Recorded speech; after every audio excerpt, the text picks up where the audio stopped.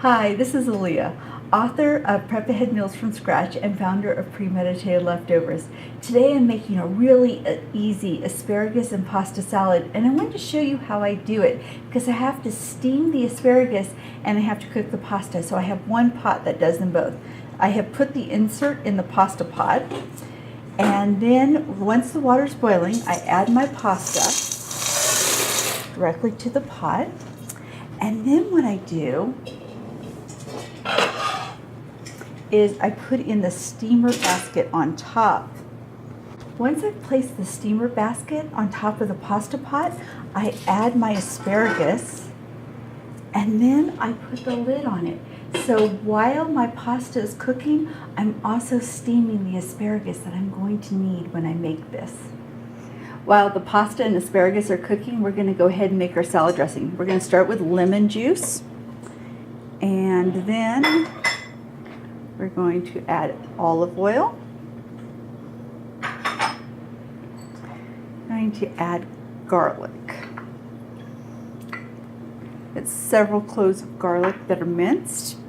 And then I'm going to add some apple cider vinegar, 1 tablespoon of apple cider vinegar. I'm using these wooden tablespoons that a friend of mine made, Andrea from Utensi has made these, and one of the things I like about them is I buy honey from another friend in bulk, and I buy these really large jars, and you can tell this is kind of older. I've had it for a while, but the honey is still perfectly good. So with this really long teaspoon, I can reach in there and I can get myself a teaspoon of honey. And a normal teaspoon would not fit way down in there like that. But I love buying my raw honey from my friends over at Hidden Valley Honey. Okay, so I'm going to take that and put that in there. And then I'm going to add my rosemary and my thyme. And then I also have, I'm going to use basil, so I'm going to use this half teaspoon twice. Again, you can see how you can get down there for these bigger containers. I like to buy the spices that I use a lot in bulk. And so I buy these really large containers of spices, and it's great when they're full like this one, but once they get down to the bottom, it's kind of hard to get the spices out. So there's my oregano. So I've added basil and oregano, thyme and rosemary, and let's just stir this up. And I have garlic in there too. This is a really flavorful dressing that we're making for our salad.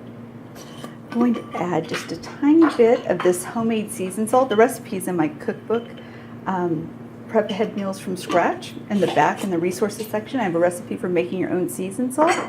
And then I also am going to add just a dash or two of pepper. Okay, so now we have our dressing, and it is ready for our pasta and our asparagus. First, I'm going to add the other ingredients that we use in the salad. So I have olives and tomatoes.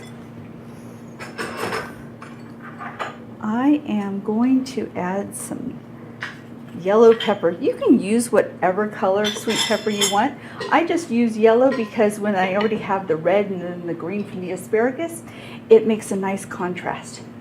Okay, so let's go ahead and okay, this is cooled off enough to the touch that I can pull this out. Otherwise, if you have one of these, make sure it's cool enough.